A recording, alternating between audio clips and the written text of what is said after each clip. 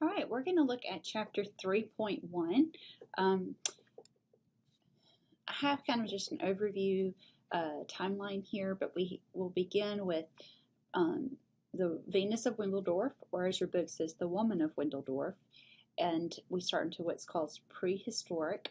And most, until we get to the very end, I would define this as prehistoric. And then once we get to where you see the Roman sculpture called the Spear Bearer, and then Laocoon and Sons and the Pantheon, then we start getting into the classification of the classical. Even some would say that's true also for the Parthenon. So let's go ahead and keep going. I'm going to start here for us.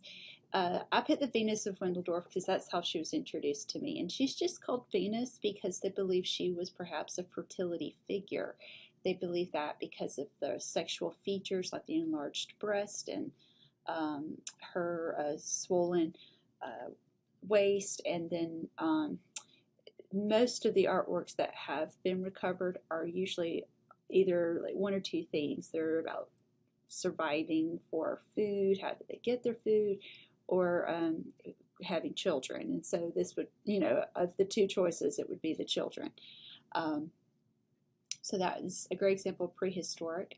Mostly we're going to look around the Mediterranean, Middle East, and North Africa.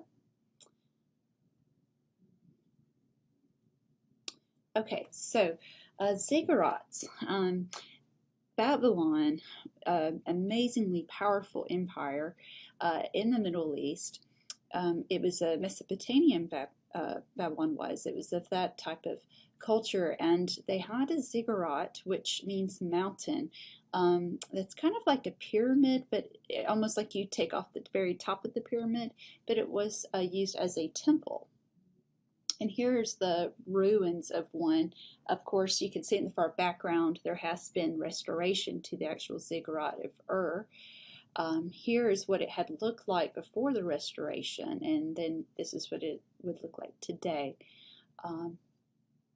Let's see, here's just the interior. You can see we have some of our military that are having a tour of the ziggurat.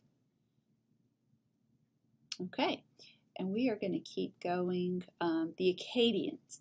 I'd like to use this as an example of stylized.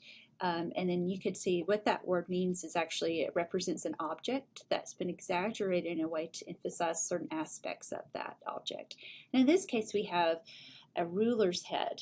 And so the face is idealized in that the artist wants only the best version. Kind of like today we think of models or actor and actresses that have been photoshopped and we only see their good side, I guess. This is true in the past as well, and they use stylization, which means like popular trends of appearance or look. So in this case, his beard is very much stylized. No one has a beard that is that perfect, and the waves that you see and the consistency. Also, the really strong angular areas of the face, like the cheekbone, the lips, kind of triangular in shape. But this is amazing to me because we're saying that this would still kind of fit, towards that end of prehistoric. It's the ancient Mediterranean, and very realistic looking. So it's really amazing to see that at this point. Here's just an image of what the Assyrian Assyrian's empire would look like, the palace of Nimrod there. There it is in ruins. So we'll keep going. Now let's talk about the Babylonians.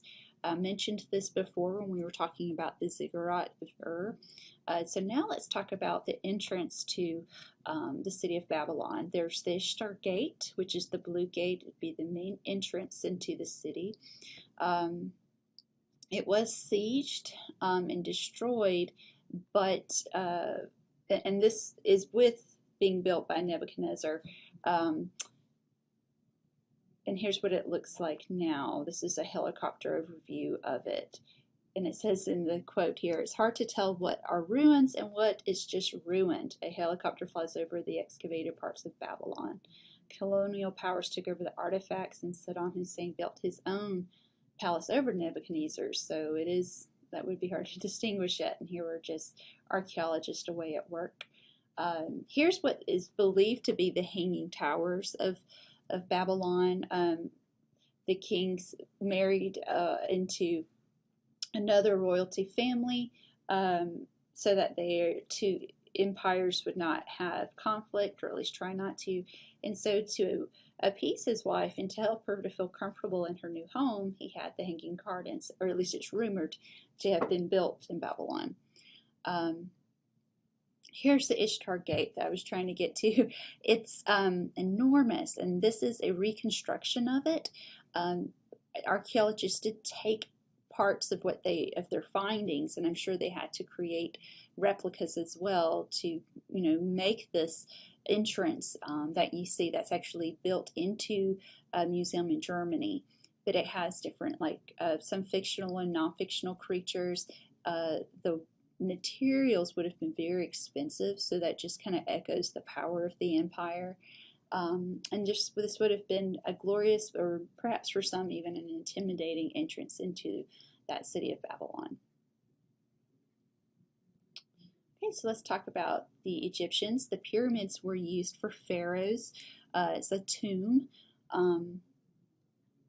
I want to look at this sculpture with you so you can see if we're still talking in terms of stylization.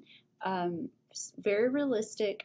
In part one, there's, if you were reading in your book, or if you were in a class that had a lecture, we went over how they would measure proportion was by how many hands tall the person was. So they had a lot of accuracy in both 2D and 3D versions of figure. But the two-dimensional, they would rely on heavy outlines to define the person and their background. And in the sculptures, there's still really strong, crisp outlines that I would define as kind of angular, which is consistent from if we were talking about that Assyrian sculpture earlier. Amazing proportions, so it's just very realistic. Here is the pharaoh and his wife, and it's amazing because he has her basically as his partner, his equal, which was uncommon for women to have that kind of treatment. And you can see she's hugging him, so they have an affectionate relationship. Let's focus now on this fowling scene. It is from a tomb, not of a pharaoh, but I believe he was of a scribe. He was, at the very least, he was a very wealthy Egyptian. He could afford to have a burial chamber. He has an image where he's hunting, and then you can see he's on a canoe on the Nile River where there's fish, his wife and his daughter, and they're set in hierarchy, like he's the most important person, then his wife, and then his child. A lot of times in these tombs you would see images portraying what they enjoyed in their life, and so they can kind of go back to that and thinking along in their afterlife what their joys used to be and what they could be, because they would believe probably they would be reborn again, and that the Nile River is actually symbolic of that because of regeneration of the flood rise and also when the flood goes through its dry season. Okay, so let's now look at it in terms of what's known as the twisted perspective or the composite view. That's where you have the front and the side view combined in one figure. So if we look at him, his hips are turned to face forward, and which to us is forward is the left. But his shoulders are turned frontally, and they're towards us. So he's got the profile view in the hips and in the face, but his eyes and his shoulders are in the front view. So profile, front view, all together, that makes the twisted perspective. Okay, so now let's look at the ancient Greeks. I'm just going to go straight to the sculptures. The archaic is a prehistoric type example, kind of similar, if you remember some of those Egyptian sculptures. I didn't even mention this before, but where the pharaoh was with his wife. If we go back to it, you'll see that he had 1 foot forward, which shows that he's of power, he's of authority. We see that too in the archaic sculpture here. But he looks really stiff, and his muscles aren't as well defined, but his body almost looks like his torso is like a upside down triangle. So a lot of that still geometric form.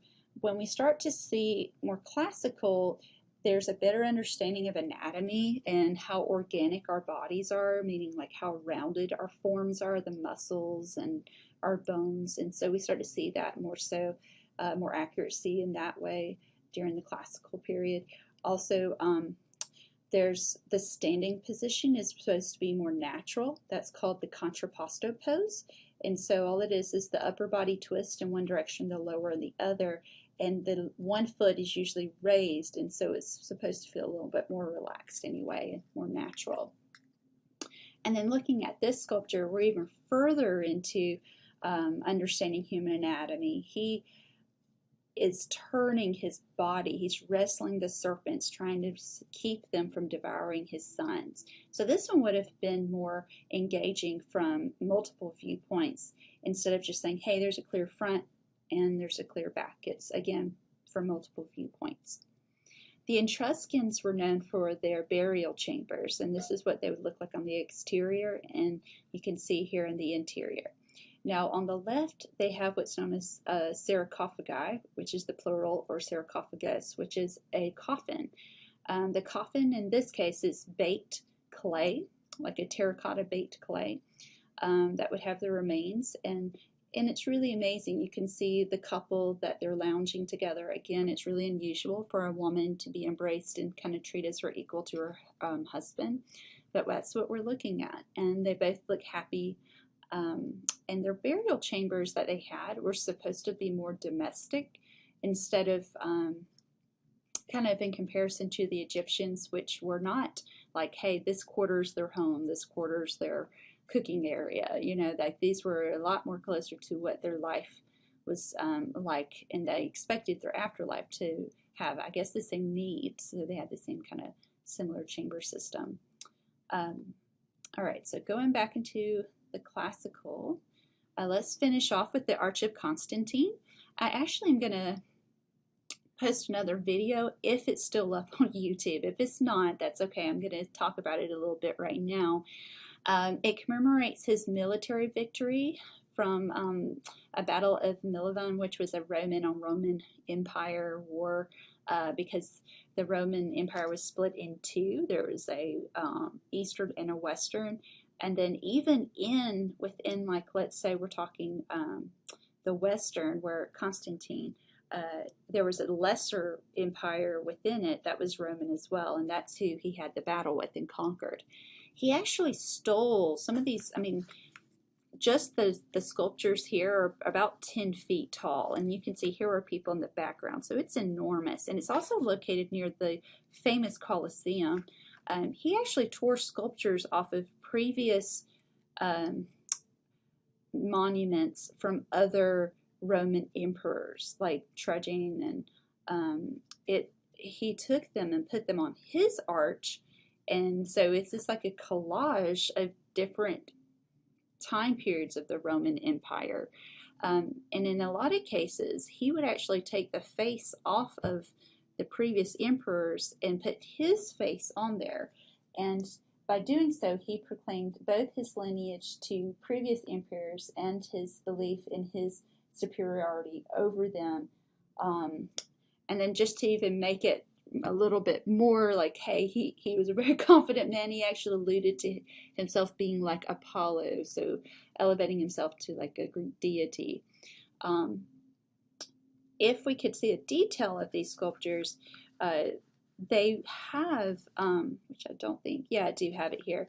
The first ones from the earlier empire, they look a lot more proportional and realistic, and look at the fabric. I mean, it's more believable, almost like a 3D painting, but instead it's relief. But then when we get later on into when Constantine is in rule, the bodies look a little bit squished. The fabrics look really flat. And in a lot of ways, they say that kind of shows the culture of Rome, that it was in its most glorious state early on, and then this starts to show how they get on the road of declining, and eventually internally Rome just will fall apart.